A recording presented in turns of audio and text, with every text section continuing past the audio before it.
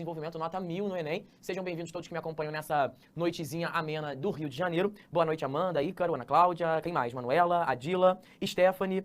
quem mais? Fabiana, Gabriele, Cintiane, ó, já falando errado. Enfim, gente, sejam bem-vindos a mais um encontro que, enfim, merece aí, né, nossa atenção para nós caminharmos em direção à nota 1000 do Enem, tá? Semana passada, para quem não estava aqui, a nossa pauta foi sobre introdução, não foi? Introdução nota 1000. Hoje vamos dar seguimento, dando um passo para frente em direção a um desenvolvimento nota 1000 e obviamente, na semana que vem nós vamos falar sobre conclusões nota 1000. Qual é a ideia da aula de hoje? A gente focar numa parte que para muitos alunos é um ponto sensível. O desenvolvimento costuma ser o momento em que o filho chora e a mãe não vê. Por quê? Porque é a única parte do texto que nós temos 2 parágrafos, né? Até 3 em alguns casos, mas no geral 2 parágrafos. Hoje eu quero relembrar a estrutura do desenvolvimento que a gente vem fazendo com vocês já há algum tempo. Para quem não se lembra, nós ao longo da semana temos trabalhado com a estrutura de tópico frasal, que é uma ideia central a ser defendida no parágrafo, uma frase bem curta, normalmente a primeira frase do parágrafo de desenvolvimento, em que você anuncia a ideia sobre a qual você vai falar. Passado esse tópico frasal e apresentada a ideia sobre a qual você vai falar para o corretor, você faz aí a sua defesa, que é a sua base argumentativa, que é a defesa do tópico propriamente dito. Enquanto aqui eu tenho cerca de 2 linhas, aqui eu tenho cerca de 6 linhas, tá? Um pouquinho para mais ou um pouquinho para menos, não tem problema. Essa daqui é apenas uma referência para você ter na hora de escrever. Aqui eu anuncio a minha ideia e aqui eu explico a minha ideia. Eu não tô dizendo que é uma frase aqui e uma frase aqui não, tá? É uma frase aqui e algumas aqui. Algumas quantas? Depende do tamanho da sua letra. Pode ser algumas 2, algumas 3 e por aí vai, tá? A gente tem trabalhado com essa estrutura. Eu não sei se você tem conseguido seguir essa estrutura ou se você tem se empenhado em tentar seguir, mas é interessante que nós encontremos no seu parágrafo de desenvolvimento uma afirmação inicial e depois uma defesa propriamente dita. E aí qual vai ser o pique de hoje? O pique de hoje é: vou lhe transmitir algumas estratégias que podem ser utilizadas para que você consiga manifestar isso daqui. David, vou escrever a ideia, mas fico empacado como uma mula no pântano. O que faço? Vou ajudar a desatolar essa mula que está presa nesse pântano, tá? Hoje, com essas estratégias, eu espero que você tenha possibilidades, um cardápio a seguir. O David me explicou algumas estratégias possíveis para se defender uma ideia, ou seja, para defender um tópico frasal. E aí, diante desse cardápio, você escolhe o prato que melhor lhe apetecer, tá? Tem opções para gregos e tem opções para troianos também. Quais serão as estratégias de argumentação que nós veremos hoje, que podem te auxiliar a garantir a nota máxima na competência 3? A contra-argumentação, a utilização de dados históricos, a definição, os questionamentos e os dados estatísticos. São 5 estratégias diferentes, todas elas são totalmente possíveis dentro de um contexto de defesa. Então, pintou dúvida em alguma delas? Se manifeste, joga pra cá a bola que a gente tenta cortar na medida do impossível. Tudo bem por enquanto ou alguma dúvida? Eu já estou aqui no open bar da água. Vamos começar então com a contra-argumentação. Como estruturar um parágrafo em que a contra-argumentação seja uma estratégia. Primeiro vamos entender o que é contra-argumentar. Contra-argumentar é usar o discurso do outro para tentar fortalecer o meu discurso. Então muitas vezes, quando você vai escrever uma redação, você traz a sua ideia, né? Aquilo que você pensa, né? Aquilo que você bota fé na hora de defender uma ideia. Mas muitas vezes você traz também o discurso de pessoas que discordam de você. E por que você traz o discurso de pessoas que discordam? Porque ao trazer o discurso de pessoas de que você discorda, você pode atacá-las. Daí que contra-argumentação. A contra-argumentação ela se configura como uma estratégia em que eu trago o pensamento de uma pessoa que não concorda comigo para, a partir desse pensamento, eu fazer lá, né, a minha, de fato, desconstrução. Quer ver isso acontecendo? Olha pra cá, o tema é bullying no contexto escolar. E aí o aluno, eu vou sempre ler o parágrafo e aí a gente vai dissecando, tá, as suas estruturas. Ele diz assim: além disso, bom, se ele diz um além disso é porque isso é um D2. Pode-se notar que a omissão da sociedade em relação ao problema reflete a face de um problema. Me incomoda um pouquinho a repetição do problema, você percebe? A gente tem aí a palavra problema repetida na mesma linha 2 vezes. Acho que o aluno deveria ter tomado um cuidado um pouco mais precioso. Mas vamos focar na qualidade, vamos focar na ideia. Aqui ele está dizendo que a sociedade ela é omissa em relação às práticas de bullying, ou seja, finge que não está vendo. Depois de colocar o tópico frasal, que é a ideia central, o aluno vai colocar esse pedacinho aqui que está mais avermelhado. Ele diz que muitos afirmam que o bullying se trata apenas de uma brincadeira inocente de adolescentes que faz parte da vida escolar de todos. Tá vendo o que ele diz? Ele diz que muitos afirmam, não é ele, não é o aluno ou a aluna que acredita nisso. O que o aluno está dizendo é: comenta-se, as pessoas dizem, as pessoas costumam dizer que bullying é uma bobagem. Aliás, a gente ouve isso com certa frequência. Na minha época tinha bullying e não havia essa palhaçada toda, as pessoas não tinham essa frescura, bullying é uma brincadeira inocente e por aí vai, tá? Bom, reparem, por que eu tô chamando isso de contra-argumentação? Porque esse não é o discurso dele, não é ele quem defende isso. Há outras pessoas que fazem esse tipo de defesa. Então, isso aqui não é um ponto com o qual o argumentador concorda, ao contrário, é um ponto do qual ele discorda. E por que é tão relevante trazer esse discurso, mesmo que eu discorde dele? Porque a partir dessa discordância, eu posso criar a minha argumentação. Ele diz assim, ó, no entanto, esse discurso serve para naturalizar uma prática que não deve ser vista como aceitável, uma vez que provoca sofrimentos à vítima e coloca em risco sua saúde mental. Na verdade, o bullying deve ser visto como uma prática a ser combatida por professores, pela comunidade escolar e pela sociedade como um todo. Afinal, é compromisso de todos promover o bem-estar dos alunos. Então, o aluno diz o seguinte, ó, há quem diga que o bullying faz parte da vida escolar. No entanto, e aí ele desconstrói, ó, no entanto, esse discurso é um equívoco, porque ele naturaliza práticas de sofrimento que muitas vezes prejudicam a saúde mental e, em alguns casos, pode até mesmo levar a pessoa a um quadro depressivo ou até mesmo à morte. Então, ele traz uma opinião do senso comum e ataca esse senso comum. Daí que é uma contra-argumentação. Então, quando você ouve alguém falar alguma coisa e você pensa, nossa, eu não concordo com o que essa pessoa está dizendo, é porque essa pessoa está dizendo uma atrocidade, ou até mesmo eu em sala de aula, tô aqui dando aula para você, digo uma ideia e de repente você não concorda com essa ideia. E tá tudo bem não concordar, a gente tá passível de discordância mesmo. Então, quando você ouve alguma coisa de que você discorda, você pode trazer para a redação para atacar, porque ao atacar a ideia, você está instruindo a sua própria ideia. O João pergunta, professor, uma sede, né? Professor, se nos 2 parágrafos do desenvolvimento eu mantiver o mesmo modelo em ambos, conta positivamente como projeto? Por exemplo, começo com um tópico frasal, depois de repertório e argumentos e faço o mesmo. Não exatamente, tá, o João? Eu não vejo como a repetição estrutural bem marcada vai colaborar para uma certa ideia de organização, sim, mas eu não acho que você precisa ser tão estruturalmente tão inflexível para garantir pontos em projeto de texto. Por exemplo, se você colocar tópico frasal e explicação no D1, tópico frasal e explicação no D2, já é suficiente para essa ideia, tá? Então, sim e não. Sim, porque pode colaborar, mas não há necessidade de você ser tão inflexível. Gustavo, boa noite. Eu sempre tento terminar o desenvolvimento com algum tipo de conclusão, mas às vezes não sobra espaço. Cara, tem que ver, né? A quantidade de linhas que você tá usando, a quantidade de palavras que você tá colocando. Se você tá esbarrando aí em 8, 9 linhas, tem que se precaver realmente. Não tem muito jeito. Não tem um pode pim, não. Tem que começar a reduzir a quantidade de linhas. Matheus, boa noite, professor. Você poderia me dar dicas para fazer a tese da redação? Menino do céu, hoje não é aula de tese não, viu? Eu fico meio apertado para poder te dar essa tese. Mas no próximo tema eu tento te dar um bizu, tá? No tema da estratégia número 2, beleza? Rafaela, boa noite, prof. Nem sempre eu lembro de algum dado estatístico. E aí, o que eu faço? Não faz nada. Eu não usei nenhum dado estatístico aqui, criatura. O dado estatístico é uma possibilidade, gente. Ninguém é obrigado. Vocês são pessoas livres, senhores do seu destino. Se você tem um dado estatístico e acha que convém, bem. Se você não tem, amém. Gostou? Ai, rimas pobres, né, da literatura brasileira. Mas é isso, quer dizer, se você tem um dado estatístico e acha que faz sentido, coloque. Agora, se você acha que ou você não faz sentido ou simplesmente você não tem, continua a vida, segue o baile, você não precisa dele. Caio, prof, então no tópico frasal é só um resumo do que eu tenho que fazer no desenvolvimento, em mais ou menos 1 ou 2 linhas? Sim, senhor. O que você coloca no tópico frasal é apenas o anúncio de uma ideia que ainda será desenvolvida. Eduarda, prof, minha estrutura quase sempre é 5, 9, 7, 6 ou 7. Ih, gente, que matemática é essa? Respectivamente, 5, 9, 7, 6 ou 7. Menina, eu não entendi nada. É o quê? 5 na introdução, 9 no D1 e 7 no D2, me deixou confuso. Você acha que tá bom ou é um problema de organização? Olha só, Eduardo. O interessante é que a quantidade de linhas, eu não sei se é isso que você está dizendo, seja mais ou menos próxima de um parágrafo para outro, tá? Então não é muito interessante que você tenha 5 linhas num parágrafo e 9 na outra. Eu não sei se foi isso que você falou, tá? Mas é sempre interessante que você mantenha o equilíbrio. Um com 6, outro com 7, um com 8, outro com 7, um com 6, outro com 8, até dá pra ser uma discrepância. Agora, um com 9 e outro com 5, eu já acho uma discrepância mais incômoda, tá? Mas eu não sei de novo, Eduarda, se foi essa a sua pergunta. Se não foi, manda de novo que eu tento responder, tá? João!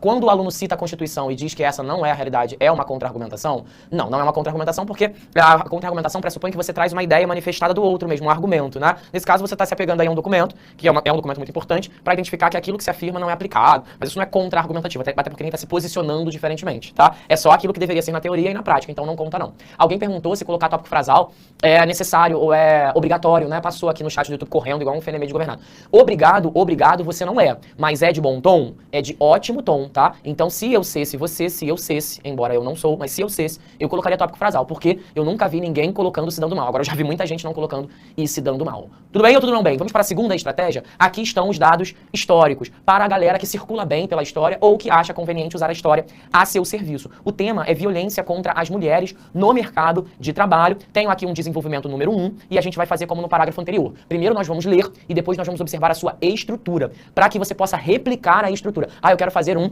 com dados estatísticos. Quando você for fazer um com dados estatísticos, cadê? Não, com dados históricos. Quando você for fazer um com dados históricos, você vem aqui e tenta seguir a mesma estrutura. Não se influencia só pela estratégia, vai pela estrutura também. Porque quando eu marco no parágrafo cada corzinha, não é porque eu gosto de cores, é porque cada cor tem uma função. E aí na hora de você escrever, tentar replicar tais funções. Vamos ler? Verifica-se nesse sentido que muitas brasileiras são sujeitas a violências variadas no ambiente de trabalho. Sabe-se que por muito tempo, mulheres eram, infelizmente, impedidas de trabalharem e ficavam sujeitas exclusivamente ao trabalho doméstico, em uma relação marcada pela ação do machismo. No século XXI, o machismo ainda não se dissipou completamente e se manifesta em incoerência... Cadê? Peraí.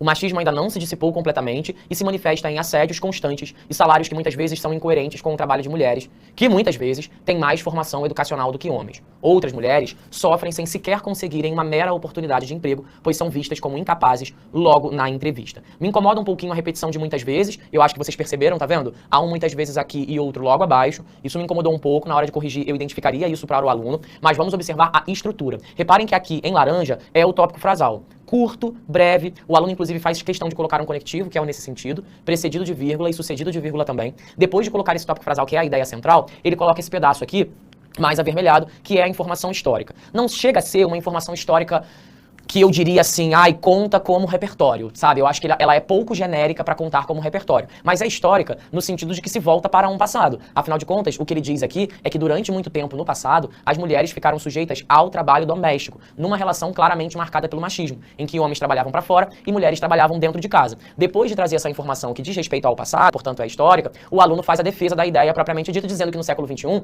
esse machismo não se dissipou, que as mulheres ainda sofrem assédios quando trabalham e outras sequer conseguem um trabalho, porque são rejeitadas na própria oportunidade, na própria entrevista de emprego, né? Ou porque já tem filho, ou porque a cobrança sobre elas é maior do que a cobrança que se tem em relação aos homens. Então a informação histórica, ela veio logo depois do tópico frasal, como uma maneira do aluno mostrar que aquilo que acontecia no século XIX, XVIII, XVII, embora tenha mudado em alguma medida, não mudou completamente e ainda está presente ali nas engrenagens que fazem a sociedade funcionar, tá? A pergunta do Luiz Bernardo é a seguinte: tenho sofrido um pouco com a questão do desenvolvimento expositivo. Quais termos posso adicionar para tirar essa visão do meu texto? Se não me engano e bem me lembro, há um slide hoje em que eu vou falar sobre isso. Luiz, aguenta um pouquinho que, se não me engano, é o último slide da aula, tá?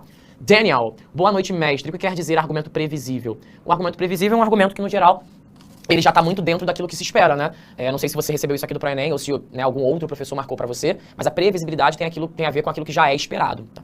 Marcos, professor, é obrigatório mostrar repertório cultural nos dois desenvolvimentos? Não, não é obrigatório. Você precisa fazer isso em um momento. No mínimo. Isso significa que pode ter mais, tá? Só não pode ter menos. Maria Eduarda, boa noite, professor. Diretora, baixa um pouquinho para mim aqui a pergunta da Maria Eduarda, que está cortada bem no meio.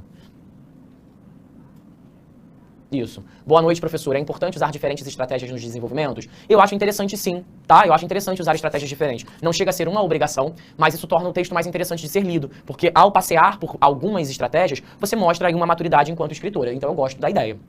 Alice, professor, a defesa oposta do parágrafo, muitos afirmam, não fica muito vago? Não fica muito vago. Se você identifica um discurso oriundo do senso comum, e se a gente é capaz de perceber que a sociedade tem um pensamento diferente e você quer trazer para a redação, não tem problema nenhum, não viu nenhuma relação com estar vago, não. Lohane, boa noite. Tem algum limite de linhas ou vai de cada pessoa? Ter limite de linhas não tem, mas eu acho que esse negócio de vai de cada pessoa, imagina, vai ficar uma loucura. Você vai fazer um parágrafo de 17 linhas. Não. O ideal é que os parágrafos no geral, tenham entre 7 a 8 linhas. Mais do que isso eu acho problemático. Então não dá para ficar o sabor do vento, não. Boa noite, professor. Como posso melhorar a análise crítica no desenvolvimento? Rita, a gente está fazendo isso. Essa aula é justamente para que você tenha uma performance melhor. Olhar para alunos que já usaram estratégias e tentar manifestar também essas estratégias na hora de você fazer o seu texto. Então não tem exatamente uma grande dica. A aula de hoje ela está aí para justamente te inspirar e você ver pessoas construindo e usando outras estratégias. Por exemplo, esse aluno aqui, ele usa uma estratégia conhecida como definição. O que é a estratégia da definição? É quando você define algum termo. Reparem, o tema aqui é a importância da literacia familiar e as dificuldades de sua promoção na realidade brasileira. Eu não sei se você já ouviu a expressão literacia familiar. A literacia familiar tem a ver com a influência que a família exerce sobre a formação de leitor dos seus filhos, né? Então, mostra o quanto o pai, a mãe, o tio, a avó podem e devem interferir no gosto que aquela criança ou jovem desenvolve em relação à leitura. Então, tem a ver com a aproximação que o pai ou a mãe fazem em relação a esse mundo. Por exemplo, seu pai e a sua mãe já te estimularam a ler, né? Já compraram um livro pra você, ou já, poxa, lê esse livro aqui, vê isso aqui. Tem muitos pais que fazem isso, né? Que desde muito cedo levam seu filho numa biblioteca, levam o filho numa livraria, compram de presente para aniversário pro filho. Eu, por exemplo, não tive isso, né? Minha família não interferiu muito na minha formação, em boa parte porque a minha família vem de uma origem muito pobre, né? Minha mãe parou de estudar muito cedo, meu pai também parou de estudar muito cedo, né? Na terceira série que a gente chamava. Então eles acabaram não tendo muito um contato com livros e, consequentemente, nunca trouxeram esse contato. Então, muitas vezes, as famílias não fazem isso, não sei porque elas são ruins ou porque elas não querem, mas porque elas vêm de uma história de vida que acaba não possibilitando. Eu acabei despertando o gosto pela leitura sozinho. Em sala de aula, a professora mostrou uma coisa, eu gostei e tal. Mas a minha família mesmo não teve esse apoio. Talvez se ela tivesse esse apoio, eu tivesse um contato com a leitura muito cedo. Eu vejo ali, né, alguns pais compram lá, o cara pequenininho, às vezes tem 1 ano, tá na banheira, já tem aqueles livrinhos que você aperta, aí o bichinho treme, aí tem um pisca-pisca. Ali o neném já vai criando um hábito, né, em segurar um livro, em olhar. Mesmo que ele não saiba ler, mesmo que aquele pisca-pisca só chame atenção porque é uma iluminação, ele já vai criando um pouquinho ali o hábito de ter alguma coisa pra brincar. Isso é interessante porque aos poucos ele desenvolve, né, o seu gosto, o seu interesse e faz com que desde muito cedo ele desenvolva essa aptidão, né? Vamos dar uma olhadinha no parágrafo? Eu tenho aqui um parágrafo de um D2, vamos observar onde acontece a definição. Vamos lá? Nota-se, ademais, que muitos pais, e aí o aluno errou feio aqui, tá vendo? Eu que consertei, ó. Ele colocou pais com E, deslizou brabo, tá? E aí eu fui lá e dei essa consertada, senão acaba ficando muito ruim pra escrita, tá, gente? Pais com I. Ademais, que muitos pais não reconhecem seu papel na formação educacional de seus filhos. Então, é verdade, tem alguns, como os meus pais, né? Os meus pais não reconheciam seu papel, em grande parte, por uma história de vida pobre, né? Difícil mesmo. Mas tem pais que têm condições financeiras, que têm uma formação intelectual e que mesmo assim não orientam e não estimulam seus filhos a gostarem de ler. E aí quando esse cara chega com 17, 18, 19, 20 anos, você reclama: nossa, mas só fica no PlayStation, no telefone, não faz nada. Sim, porque esse cara precisava receber um estímulo, né? Ele precisava ser motivado a gostar de ler. Dificilmente o cara vai gostar de ler Machado de Assis com 18 anos. Se você não ajuda ele a desenvolver esse gosto, fica muito difícil. Então aqui o que está se dizendo é que os pais não reconhecem o seu papel e não educam o seu filho. Aí o que o aluno faz? O aluno pega aqui, ó, nessa parte mais avermelhada, e ele define o conceito de literacia familiar. Ó, a literacia familiar diz respeito ao processo em que os responsáveis atuam diretamente na formação leitora das crianças e adolescentes. Isso pode se dar por meio do estímulo à leitura, à contação de histórias. Então aqui, para quem não sabia o que era literacia, agora sabe. O aluno já nos aponta sobre o que é literacia familiar, porque é uma expressão não tão comum assim, né? Não é uma expressão que a gente conhece, que está aí na ordem do dia. E aí depois da definição de literacia familiar, o aluno explica a ideia, ó.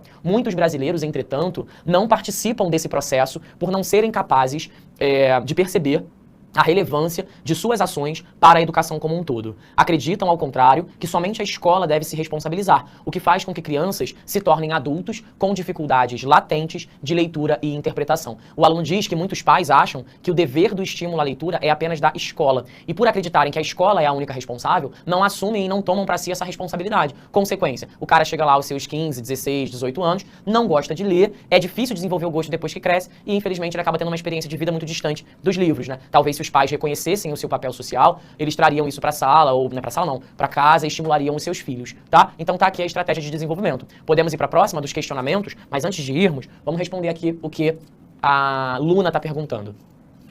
Boa noite, professor David. Eu perderia ponto se eu citasse uma lei sem o número, mas com o ano dela? Por exemplo, a lei de 2010... Cara, não dá, Luna, assim não tem como, porque a lei de 2010, você imagina, tem várias leis que foram criadas em 2010. É muito vago, né, assim... A lei de 2010, não tem como reconhecer isso como repertório sociocultural, eu não recomendo esse tipo de construção não, tá? Achei meio ruim. José Estrela, porque tem uma estrelinha no nome dele. Professor, o senhor acha de bom tom colocar uma pequena retomada do tema no final do D1 e do D2? Olha, pode ser de bom tom, tá? Obrigado, obrigado não é, mas não é nada, é um palmito na salada, que dá pra colocar ali sim, tá? Eu acho que é de bom tom, em alguns momentos sim. Kailane, nome de surfista. Esse sabe-se que, no tema violência contra as mulheres, isso foi há uns 3 anos atrás, não seria um erro de colocação pronominal? Por que seria um erro de colocação pronominal? A gente tem uma ênclise aqui, né, Kailane? Deixa eu voltar lá. Que de Brasil? Não, por que seria um erro de colocação pronominal? Eu não posso começar essa oração com se sabe que, certo? Pronomes oblíquos, átonos, me, te e se, não podem iniciar período. Então, nesse caso, não tem nenhum erro, não. Eu não posso começar com se sabe que, é sabe-se que mesmo. Tá bom? Deixa eu voltar para onde a gente estava. Cadê, Brasil? Aqui. Mateus, boa noite. Ao só afirmar que algumas pessoas acham, sem comprovar de fato, pontua... Gente, vocês estão dando uma viajada. Olha só, quando eu falo muitos afirmam, eu tô trazendo uma opinião do senso comum. Imagina, eu vou ter que dizer os nomes, né? Não tem como, gente. Sem comprovar. O que é comprovar? Comprovar que alguém afirma? Como é que eu posso comprovar que alguém afirma? Ah, porque minha mãe me disse ontem. Não tem, assim, né? Quando você diz assim, muito se afirma, você tá dizendo, olha, existe um discurso. Eu não tenho que provar que a existência do discurso. O discurso existe porque eu sou uma pessoa situada numa sociedade, que estou circulando, que estou participando dos debates e percebo esse discurso. Então não tem essa coisa de comprovar a origem de onde vem. Muitos quem? Imagina. Eu não preciso botar um nome, né? Não tem como. Ah, eu ouvi de umas 25 pessoas isso. Imagina, não é por aí, tá, gente? Não é essa a interpretação. Maria Vitória, professor, boa noite. Você acha que menos é mais? Por exemplo, não fazer um D3 e sim apenas D1 e D2? Mais conclusão? Eu gosto sim da ideia de fazer um D1 e D2 e gosto também da ideia de não colocar um D3. Por quê? Porque o D3, no geral, ele faz com que todos os parágrafos fiquem um pouco menores. E a gente sabe que a folha do Enem já é muito apertada. Então eu acho realmente que fazer um D3 é só pra quem tem a letra microscópica, tá? E eu não sei se você tem a letra microscópica. Tudo bem ou tudo não bem? Posso seguir? Vamos lá, gente. Quarta estratégia 1.4. Uma estratégia baseada em questionamentos. Qual é o tema? Aumento de pessoas que vivem em situações de rua no Brasil. Eu falei sobre isso no nosso último encontro, no sábado, né? No aulão de sábado eu falei um pouquinho sobre o aumento de pessoas em situações de rua. É claro que as pessoas estão... Esse aumento das pessoas em situação de rua tem muito a ver com a Covid-19, que não só fez com que muitos perdessem o emprego, mas que também impactou na economia e no aumento do custo de vida do brasileiro. Vamos observar? Nota-se dessa forma, que existe um discurso meritocrático que procura justificar a existência do problema. Tópico frasal interessante. Ele está dizendo que, muitas vezes, para justificar o problema, para justificar o fato de que as pessoas estão nas ruas, muitos acreditam num discurso meritocrático, que é, está nas ruas porque não se esforçou o suficiente, está nas ruas porque não se dedicou o suficiente, está nas ruas porque não acordou cedo. Sabe aquele papo do... acorde cedo enquanto eles dormem, sabe? Essa ideia do você tem que se sacrificar para conseguir obter. E aqueles que não obtiverem, significa que não se sacrificaram o suficiente? Será que é tão simples assim? Principalmente num país como o Brasil, em que a desigualdade ela é abissal entre os mais ricos e os mais pobres, acreditar que cada um é responsável pela sua própria vitória seria uma ingenuidade, você concorda? Eu digo ingenuidade para não dizer que é uma má fé. É uma inocência você acreditar que uma pessoa que recebe 50 mil reais por mês é tão responsável pela sua vida quanto a pessoa que recebe R$1 por dia de trabalho. Então é meio difícil fazer essa cobrança, né? E é justamente via o questionamento que o aluno vai criar o seu parágrafo. Olha os questionamentos. Tudo que é obtido por um cidadão é resultado do seu próprio esforço? Esse é um questionamento, né? Tudo o que eu tenho hoje é resultado do próprio esforço? Será que a vida é tão meritocrática assim? Será que não tem a interferência de um pai, de uma mãe, uma ajuda? Todos vocês que estão me assistindo hoje, né? Eu tenho aqui 791 pessoas me assistindo. Cada um dos que estão me assistindo tem uma história de vida, uma religião, um gênero, mora em algum lugar, é filho de um alguém. Cada um sabe a dor e a delícia de ser aquilo que é. De modo que é muito ingênuo eu imaginar que todos que estão aqui me acompanhando são senhores no sentido de, olha, gente, todo mundo aqui tem que fazer valer a sua própria vida. Claro, a gente tem que se esforçar, a gente tem que fazer o máximo possível, mas não dá pra esperar e equiparar as histórias de vida, né? Cada um tem uma de um jeito, de uma forma, e a gente tem que respeitar essas idiosincrasias. E acreditar nessa meritocracia é também... ignorar a realidade do Brasil, né, gente? O Brasil é conhecido como um dos países do mundo com maior concentração de renda. Não sei se vocês já estudaram com o Leandro aqui, o índice de Gini, que mede a concentração de renda no mundo. O Brasil, ele é vergonhoso em relação à concentração de renda. Então, milionários e bilionários são assustadoramente uma parcela muito pequena no Brasil e, no entanto, representam a mesma quantia que uma fatia muito grande de pobres. Então a coisa é realmente muito escandalosa. A ideia de uma meritocracia é realmente muito difícil de ser sustentada. E é a partir dessa pergunta, em que ele pergunta, tudo que um cidadão tem é resultado do seu próprio esforço? Ele vai dizer, se sim, se cada um é resultado do seu próprio esforço, bastaria que todos se esforçassem para obterem uma vida digna e fora das ruas. Basta eu chegar lá pro cara que tá dormindo embaixo do viaduto e dizer assim, ó, querido, vamos se esforçar, né? Poxa, não tá se esforçando? Caramba, olha, poxa vida, será que é uma questão de esforço? Esse cara que não tem onde comer, não tem onde tomar banho, não tem onde dormir, será que eu tenho que cobrar dele um esforço ou oferecer as condições para que ele possa se esforçar? Né? No entanto, sabe-se que na prática, nada é tão simplista assim. A sociedade brasileira é profundamente desigual e acreditar que pessoas que estão na rua foram preguiçosas ou irresponsáveis e, por isso, merecem estar onde estão, além de uma desumanidade, uma incoerência, se considerados os problemas envolvidos nisso, como o abandono, uso de drogas e prostituição. É verdade. As pessoas que estão em situação de rua, muitas vezes, estão em situação de rua por razões muito diversas. Tem pessoas que estão nas ruas porque foram abandonadas pela família, pessoas que estão na rua porque são viciadas em cocaína, em crack, em álcool, pessoas que estão nas ruas por conta da prostituição, pessoas que foram encontrar um emprego em algum lugar, não conseguiram um emprego e acabaram ficando, pessoas que têm problemas psiquiátricos e a família não teve paciência pra cuidar. Cara, tem muitas razões. Essa ideia de olhar pro cara que dorme na rua e diz assim, poxa, mas não se esforçou, você tá ignorando tudo que levou aquele cara, você sabe a história dele? Você sabe por que ele foi parar ali? Tem muitas pessoas que estão nas ruas, inclusive, que são pacientes psiquiátricos, que saíram de casa e nunca mais voltaram, a família não sabe onde tá como um indigente, porque saiu sem identidade, às vezes não sabe falar, não sabe se comunicar. É culpa dessa pessoa, né? O cara que perdeu o emprego na Covid-19, olha quantas pessoas foram demitidas durante a Covid-19, porque muitas empresas demitiram seus funcionários, né? Porque ficaram de home office. E aí, né? Esse cara é culpado por ter existido uma Covid-19 e por ter sido demitido, então tem que ir com um pouquinho mais de calma nessas avaliações aí, tá? Eu vi uns comentários aqui no YouTube, de alguém falando a expressão morador de rua. Hoje em dia, a gente não usa mais a expressão morador de rua. Então, se vocês puderem evitar ao máximo esse tipo de expressão, é melhor. Nós falamos em pessoas em situação de rua. O que é estar em situação de rua? Uma condição negativa, da qual eu espero que você saia, né? E para a qual eu preciso criar recursos para oferecer essa possibilidade. Quando você fala morador de rua, parece que a rua é um lugar morável, né? A rua não é um lugar morável, não se mora na rua. A pessoa que tá lá, ela tá por uma circunstância negativa, mas a rua não é a casa dela. Ela precisa de uma casa, tá? Então, pessoas em situação de rua é mais acertado. Mas não tem problema nenhum, não precisa pedir desculpa a quem pediu. A gente erra mesmo, porque é uma reflexão super atual. É só mudar, gente. Troca ali e segue a vida, não tem problema não. A gente tá aqui pra errar juntos mesmo. Tá bem ou não tá bem? Vamos seguir? Última estratégia. Agora há pouco, alguém me perguntou, David, se eu não tiver dados estatísticos, o que eu faço? Cara, você tem 4 estratégias se você não tiver dados estatísticos. Os dados estatísticos são apenas uma dessas estratégia, tá? Mas não tendo, vai por outras direções. A Catlan. Prof, alguma dica em como usar mais operadores argumentativos? Vou mostrar isso, criatura, aguenta aí. Diógenes, professor. Diógenes, que nome, né? O professor, a argumentação por definição não deixa o texto mais expositivo? Depende de quanto tempo você ficar definindo, tá, Diógenes? Porque a definição ela deve acontecer durante um intervalo curto de texto. Não é pra você ficar 6, 7 linhas definindo, não. Se você define rapidamente e depois volta a argumentar, tá tudo certo, não tem problema, tá? Renata, prof, mas se essa definição fizer parte do texto de apoio, conta como repertório? Claro que não, né? Se estiver no texto de apoio, não conta, não tem condição nenhuma. Maria Vitória. Boa noite, professor. Já respondi essa. Menos é mais e tal. Tem mais pra baixo, diretora? Open bar de pergunta. Parece que o jogo virou, não é mesmo? Porque no sábado ninguém tava me perguntando nada. Hannah, David, obrigado pelas dicas. Consegui tirar 1000 em uma redação semana passada, me baseando totalmente nelas. Parabéns, Hannah. Que bom que você chegou ao famigerado 1000, sinal de que os nossos encontros estão te fazendo bem. É daí, não vou dizer é daí pra cima porque não tem como tirar mais, então é se manter aí. Jamile, ou Jamilê. Professor, precisamos colocar no D1 e no D2 de repertório? Já respondi isso. Não é necessário colocar em um e em outro. É em um ou outro, mas se você quiser também pode. Maria Eduarda, professor, você acha ruim usar citações diretas? Acho que... como dizer? Acho que você corre um risco de acabar dizendo o que a pessoa não disse, entende? Porque se o discurso ele é direto, ele vai estar entre aspas. Estando entre aspas, precisa ser o que a pessoa disse, tá? Eu acho que é o único ponto negativo. David, sempre nas minhas redações, o corretor diz poucas marcas de autoria. Vou responder isso ainda hoje, Rayana, aguenta aí. Julia, professor, se eu não colocar nenhum repertório, prejudica muito? Prejudica, cara, não dá não, tem que botar, tá? Não colocar repertório, você vai ser descontado em 80 pontos na competência 2, então não há nem possibilidade de você não colocar.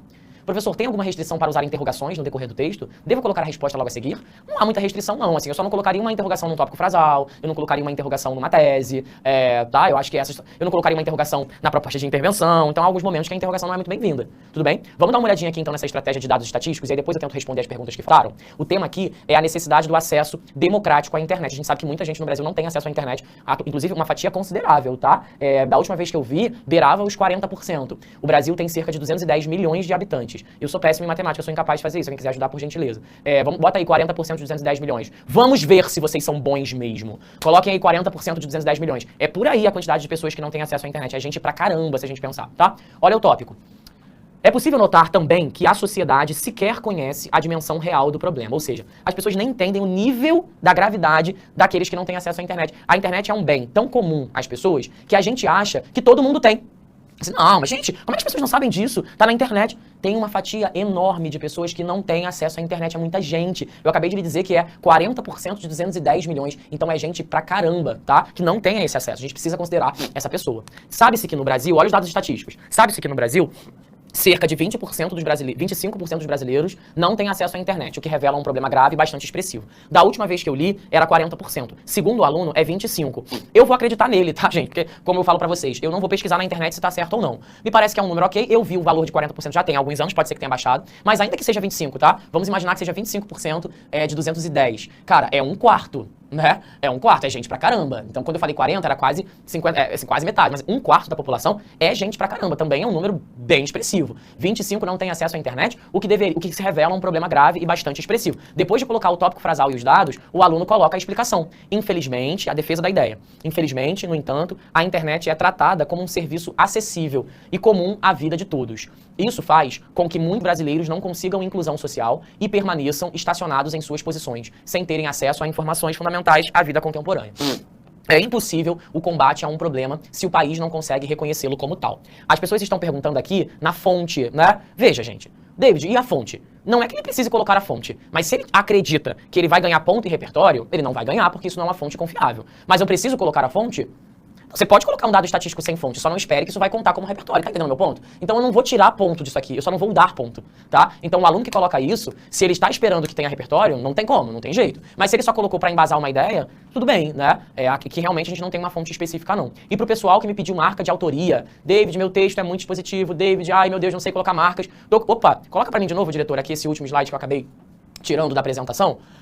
Eu vou deixar aqui pra vocês algumas marcas de autoria. Ó, fatalmente, urgentemente, novamente, felizmente, infelizmente, independentemente. X apresenta-se como relevante, X vem apresentando melhoras, X vem se agravando, X é grave, é alarmante, representa um ganho, sofre, enfrenta, sofre, e de novo, questionável, imprescindível, fundamental. Não tem como eu te dizer onde isso vai entrar. É você que tem que ir criando oportunidades para que essas expressões entrem, tá? Então, quando você perceber que cabe alguma coisa sofre, alguma coisa é grave, algo apresenta-se como relevante, algo vem se agravando, é o momento de você ir lá e colocar. Então, é você que tem que colocar e criar as oportunidades para que as marcas de autoria possam aparecer, tá? Então, pra galera que mandou pergunta hoje, David, marca de autoria, meu texto fica expositivo, use e abuse desse tipo de estratégia que certamente você vai conseguir aplicar aí e ganhar uma moralzinha. O que eu tô colocando aqui como X, ó, X, é o que você vai preencher. Qual é o valor de X? Pergunta a Adriele. O valor de X é o valor que você desejar. O que você quiser colocar ali como valor de X será ele. Tudo bem? Gente, precisa ir embora. Feito rápido hoje, né? Meu Deus, como eu falei. Tenho que ir, não é mesmo? Porque por mais gostosa que seja a nossa aula, a nave da Xuxa tem que partir. Foi bom estar com vocês e brincar com vocês, não é